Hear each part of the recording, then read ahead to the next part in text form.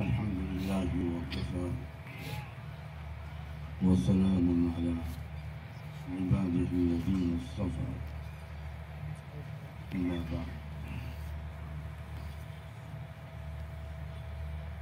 أعوذ بالله من الشيطان الرجيم بسم الله الرحمن الرحيم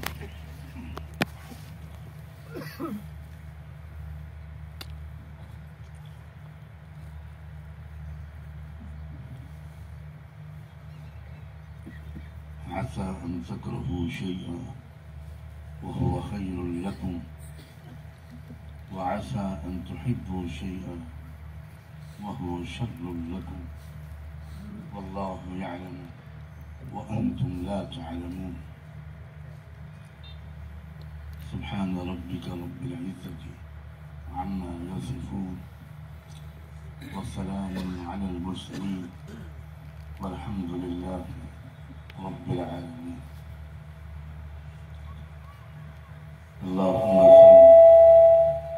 اللهم صل على سيدنا محمد وعلى آل سيدنا محمد وبارك وسلم.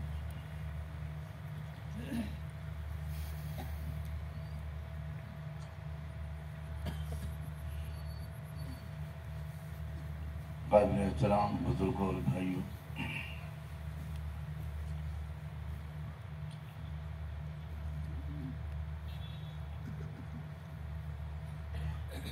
بہت ہی مختصر بات کر پاؤں گا. میں خود بہت سخت بیماریوں اور تکلیف کے دور سے گزر رہا ہوں. چند منٹ بیٹھنا بھی، تھوڑی دیر بیٹھنا میرے لیے بہت مشکل ہے، اور میں اسی لیے کچھ تاخیر سے آیا تھا کہ مجھے انتظار نہ کرنا پڑے. لیکن ہمارے یہاں کی روایات ایسی ہیں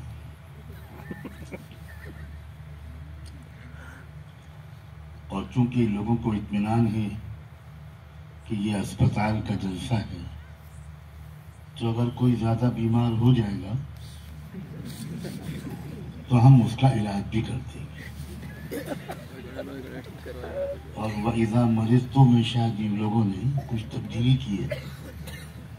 وَإِذَا أَمْرَضْنَاكَ فَنَحْنُ نَشْفِيكَ. شاید نیا ایڈیشن اب اس طرح چھپے گا. معاذ اللہ. میں پہلے بھی بہت کہہ چکا ہوں، مگر آپ کٹر سنی لوگ ہیں، سنتے رہتے ہیں، کوئی عادت تبدیل نہیں کرتے. میری سمجھ میں آج تک نہیں آیا کہ جلسے کے درمیان قرأت قرآن کون سی حدیث سے ثابت ہے. ہو سکتا ہے میرا علم بہت کم ہے، وہ حدیث میں نے نہ پڑھی ہو. یہاں بڑے بڑے علماء بیٹھے ہیں، میری اصلاح کر دیں. یہ کب ثابت ہے کہ صحابہ کرام اللہ کے رسول کے سامنے بیٹھے ہوئے ہیں اور حضور کچھ بات فرما رہے ہیں اور اس کے بعد کہا جائے کہ اب ابی ابن کعب تشریف لائیں اور قرأت قرآن فرمائیں؟ پتہ نہیں کہاں سے یہ چیزیں ہمارے اندر ہیں. مجھے تو بالکل برداشت نہیں ہوتی. صاف بات، جو چیز قرآن و سنت کے خلاف ہو اس میں خیر نہیں ہے. آپ کو برا لگے تو 3 دفعہ درود شریف پڑھ لیجیے گا، غصہ کچھ ٹھنڈا ہو جائے گا. ہمارے علماء کو چاہیے کہ رواج پر نہ چلیں، اصلاح کریں.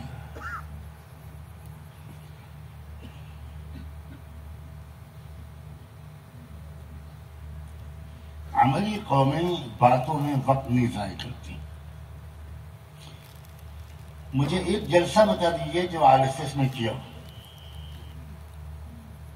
ایک جلسہ بتائیے. ہمارے ایک دن کے جلسے پورے ملک میں جو ہوتے ہیں، پورے عالم کی بات نہیں کر رہا ہوں، RSS کے 100 سال کے جلسوں سے زیادہ کام کرنے والی قومیں کچھ اور ہوتی ہیں، باتیں کرنے والی قومیں کچھ اور ہوتی ہیں، اور ہم دنیا میں سب سے زیادہ باتیں کرنے والی قوم بن چکے ہیں۔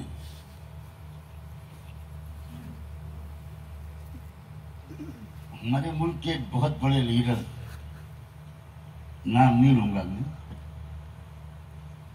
ورنہ ان کی پارٹی کے لوگ ہوں گے تو میری کار میں پنکچر کر دیں گے۔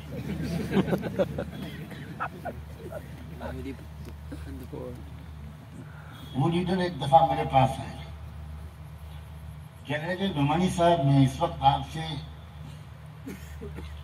کچھ راشٹری مسائل کے سلسلے میں بات کرنے نہیں آیا، ایک پرسنل ریکویسٹ لے کر آیا۔ میں حیران رہ گیا کہ وہ بہت بڑے لیڈر اور میں غریب مولوی۔ میں نے کہا فرمائیے کیا بات ہے؟ کہنے لگے آپ اپنا یا اپنے جیسے کسی کا ایک پھیپڑا مجھے دلوا دیجیے۔ پھیپڑا سمجھتے ہیں؟ کیا کریں گے آپ اس کا؟ کہنے لگے آپ لوگوں کے پاس جو پھیپڑے ہیں رات رات بھر تقریر کرتے ہیں آپ، اور سانس نہیں پھولتی، اور ہم آدھے گھنٹے کی تقریر میں بھاشن کے بعد حالت خراب ہو جائے۔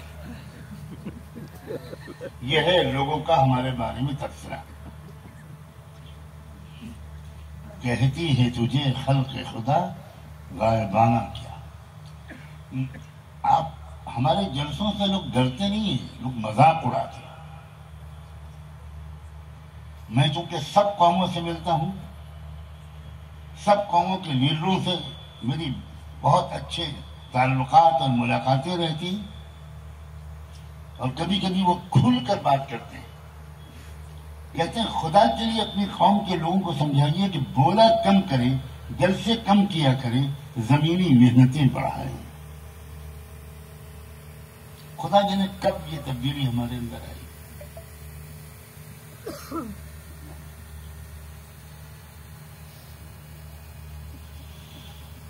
میں نے ایک آیت پڑھی تھی، آیت کا حصہ پڑھا تھا، عسیٰ ان تکرہوا شیئا وہو خیر لکم۔ ہو سکتا ہے کہ ایک چیز تم کو اچھی نہ لگے، بہت بری لگے، ناپسند ہو، مگر وہ تمہارے لیے مفید ثابت ہو۔ اور یہ بھی ہو سکتا ہے کہ کوئی چیز تم کو بہت اچھی لگے اور وہ تمہارے لیے نقصان دہ اور بری ثابت ہو۔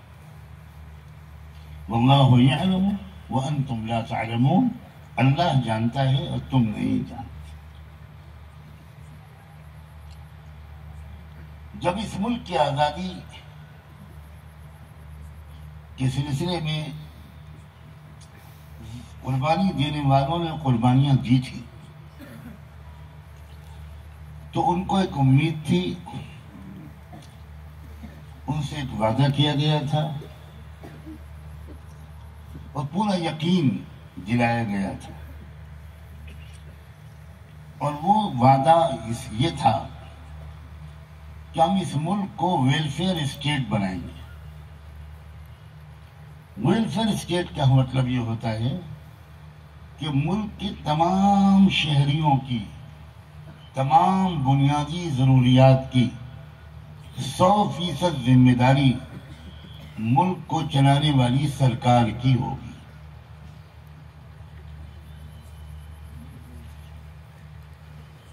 بنیادی تعلیم،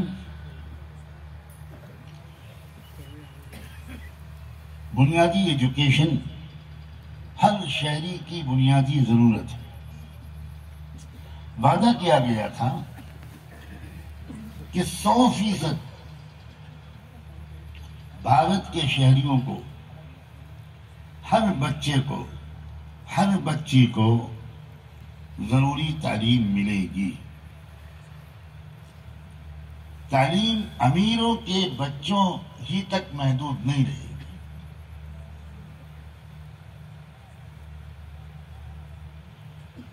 ایک برابری والا سماج ہم قائم کریں گے.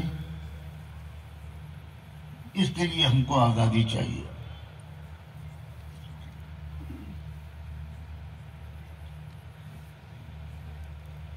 ملک کے تمام شہریوں کو علاج معالجے کی یکساں سہولت حاصل ہو. ہر غریب سے غریب مریض کو وہی شاندار علاج ملے گا جو کسی امیر کو مل سکتا ہوگا. امیر اور غریب کے درمیان، شہری اور دیہاتی کے درمیان کوئی فرق نہیں ہوگا. تعلیم، صحت، جان مال، عزت و آبرو کی حفاظت، یہ بنیادی چیزیں ہیں جن کی سرکار ضمانت لے گی اور سب کو ملے گی. اس بات کو کا یقین دلایا گیا. اسی لیے لوگوں نے آزادی کی عظیم جد و جہد میں تن من دھن لگا دیا. اور دستور جب بنا ملک کا تو اس میں کچھ رہنما اصول لکھے گئے جس کو دستور کی انگریزی زبان میں ڈائریکٹیو پرنسپلز کہتے ہیں. رہنما اصولوں میں لکھا گیا کہ ہم ملک کی معاشی پالیسی ایسی بنائیں گے کہ امیر اور غریب کے درمیان کوئی زیادہ فرق نہ رہے. اس میں لکھا گیا کہ تعلیم اور صحت جیسی بنیادی ضرورتیں بھارت کے ہر ناگرک کو حاصل ہوں گی.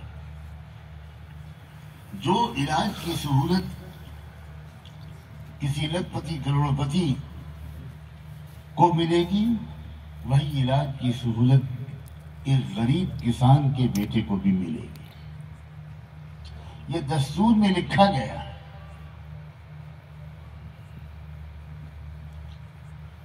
لیکن ہم سب جانتے ہیں کہ بہت سے وعدوں کی طرح یہ وعدے بھی پورے نہیں کیے گئے. تعلیم کا نظام بھی ایسا بنتا چلا گیا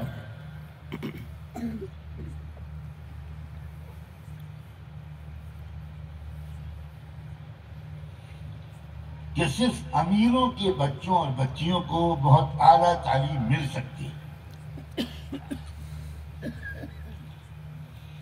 غریبوں کے بچوں اور بچیوں کو وہ تعلیم بالکل نہیں مل سکتی.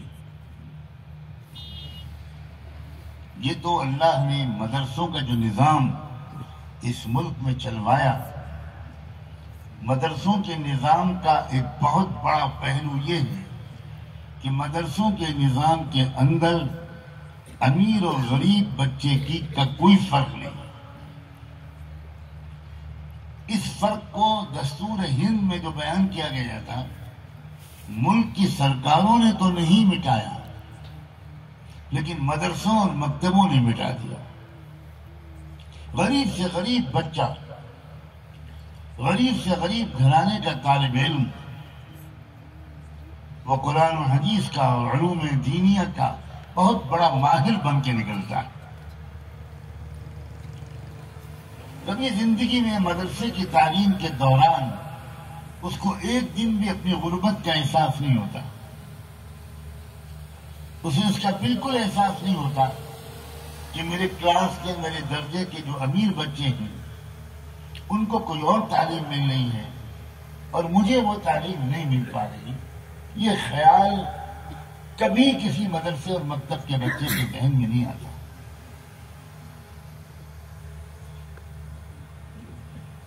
کوئی کہنا چاہے تو کہہ سکتا ہے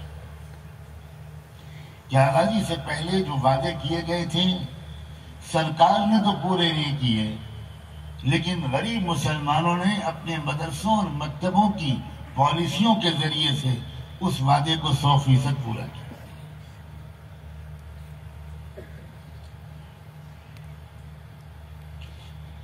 یہ مدرسے سرکار سے ایک پیسہ بھی نہیں لیتے، سرکار پر بوجھ نہیں بنتے، اور یہ اس جذبے سے کرتے ہیں کہ ان کو پتا ہے کہ ملک کی آبادی بہت ہے، سرکار پر بہت بڑا بوجھ ہے، تو مدرسے اور مکتب کے لوگ یہ کہتے ہیں سرکاروں سے کہ ہم آپ کا جتنا بوجھ بانٹ سکتے ہیں بانٹ رہے ہیں، تاکہ ایک بڑی آبادی کے ایک بڑے حصے کو ہم تعلیم دے دیں، باقیوں کی آپ فکر کر لیجیے، ان کو غریب اور امیر کے فرق کے بغیر اچھی تعلیم دلا دیجیے۔ مدرسوں اور مکتبوں کے ذریعے سے بچوں کی تعلیم کی ضرورت پوری ہو رہی ہو، ہم میں سے کوئی یہ نہیں کہتا۔ ہم سب صرف اتنا کہنے کی ہمت کر سکتے ہیں کہ مٹھی بھر آٹے کے چندے کے ذریعے اور 1-1 روپیہ اور 2-2 روپے کے چندے کے ذریعے اور عام مسلمانوں کی زکوٰۃ، صدقات اور عطیات کے ذریعے ہم جتنا کام تعلیمی میدان میں کر سکتے ہیں وہ کر رہے ہیں۔ اپنی حکومتوں اور سرکاروں سے یہ امید کرتے ہیں کہ آپ کے پاس بہت بڑا بجٹ ہے، کھربوں ڈالر کی آپ کی آمدنی ہے، اور ہم سب آپ کو ٹیکس ادا کرتے ہیں۔ ہو سکتا ہے یہاں بیٹھے ہوئے ہمارے عام بھائی یہ سوچ رہے ہوں کہ ہم غریب لوگ ہیں، ہم کہاں ٹیکس ادا کرتے ہیں۔ میں اس انکم ٹیکس کی بات نہیں کر رہا ہوں جس کو لوگ اس وقت ادا کرتے ہیں یا کرنے پر مجبور ہوتے ہیں جب ان کے پاس سالانہ اتنی بچت ہوتی ہے یا اتنی آمدنی ہوتی ہے۔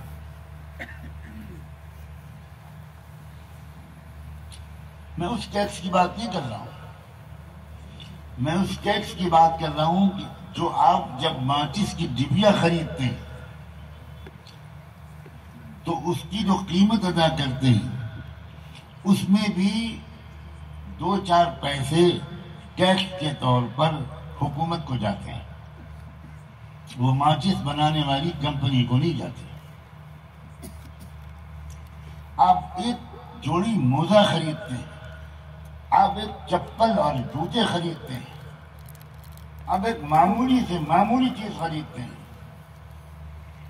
آپ دوا کی 2 گولیاں خریدتے ہیں، اس میں بھی ٹیکس ہوتا ہے، وہ ٹیکس سرکار کو جاتا ہے۔ اس طرح اربوں ڈالر کی سرکار کی آمدنی ہے، اس کے بعد الگ سے جو ٹیکس ہیں وہ الگ، انکم ٹیکس الگ، سیل ٹیکس الگ، روڈ ٹیکس الگ، اور اللہ جانے اور کون کون سے ٹیکسز۔ اگر میں زیادہ ٹیکسز گناؤں گا تو کوئی سرکاری آفیسر یہاں بیٹھا ہوگا تو وہ کہے گا کہ اللہ بھلا کرے ایک نیا ٹیکس یاد دلا دیا انہوں نے، یہ تو ہم بھولے گئے تھے۔ جیسے سنا ہے حکیم الامت حضرت اقدس تھانوی رحمۃ اللہ علیہ نے رسوم و بدعات سے مسلم معاشرے کو پاک صاف کرنے کے لیے کتاب لکھی اصلاح الرسوم۔ وہ کسی بڑی اماں کے ہاتھ میں لگی، اس بڑی بھی نے وہ کتاب پڑھی، بڑے دل سے دعا دی اور کہا اللہ اس مولوی کو خوش رکھے، اس نے تو بہت سی وہ رسمیں بتا دی جو ہم کو معلوم ہی نہیں تھی۔ کتاب لکھی گئی تھی رسمیں چھڑانے کے لیے، اور بڑی بھی نے مولوی کو یہ دعا دی کہ کئی رسمیں وہ معلوم ہو گئی اس کتاب کے ذریعے جو نہ ہم کو میکے میں معلوم ہوئی نہ سسرال میں معلوم۔ تو ایسا نہ ہو کہ میں ٹیکسز گناؤں اور اس بڑھیا کی طرح کوئی سرکاری کرمچاری سوچے کہ بھائی یہ تو ٹیکسز ہم جانتے ہی نہیں، اس کو بھی لینا پڑے گا۔ اتنی آمدنی ہے حکومت کی کہ اگر کرپشن نہ ہو، اور کاش کہ کبھی وہ ایک دن ایسا آ جائے جو کرپشن کے بغیر ہم کو دیکھنے کو مل جائے، اگر بے ایمانی نہ ہو، اگر لوٹ کھسوٹ نہ ہو، اگر دیش کی محبت اور واقعی دیش کی ترقی کی سچی خواہش ہو، اگر واقعی دیش واسیوں کی زندگی کو اوپر اٹھانا سرکاروں کو مقصود ہو، تو اتنی آمدنی ہے کہ ہمارا ملک چند سالوں کے اندر دنیا کا سب سے خوشحال ملک بن جائے گا، اتنی آمدنی ہے۔ لیکن ایسا نہیں ہو رہا، ملک میں علاج مہنگے سے مہنگا ہوتا جا رہا ہے، غریب مریض کو اچھا علاج نہیں مل پا رہا، غریب بچے کو، غریب لڑکے لڑکی کو اچھی تعلیم نہیں مل پا رہی۔ اب میں اس کو سامنے رکھ کر وہ آیت پڑھی تھی کہ عسیٰ ان تکرہوا شیئا وہو خیر لکم۔ اگر یہ صورتحال ہے، اور واقعی یہ صورتحال ہے کہ سرکار نے جو وعدہ کیا تھا دستور میں جس کا ذکر کیا گیا وہ وعدہ پورا نہیں کر رہے، تو ٹھیک ہے، ان کو یہ یاد دلانا جس طریقے سے مناسب ہو یاد دلایا جائے، احتجاج کیا جائے، پروٹیسٹ کیا جائے، مطالبے کیے جائیں، میمورنڈم دیے جائیں، یہ سب کام وہ لوگ کریں جو اس میدان کے شہ سوار ہیں۔ میں تو اس وقت کچھ اور بات کہنا چاہتا ہوں۔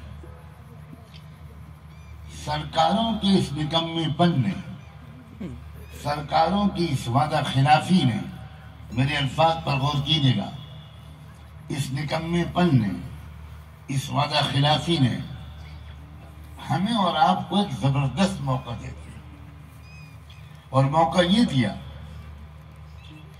کہ ہم یہ سوچیں کہ ہم رحمت للعالمین کے امتی ہیں۔ اب ہم اپنے اس ملک کے غریب بچوں کو بھی اچھی سے اچھی تعلیم دلائیں گے، اپنے مال جمع کر کے، اپنے چندے کے ذریعے، اپنے تعاون کے ذریعے۔ اب ہم اپنے شہر، اپنے ضلع، اپنے آس پڑوس کے بیماروں کو اچھے سے اچھا علاج کروائیں گے، اپنا مال قربان کر کے۔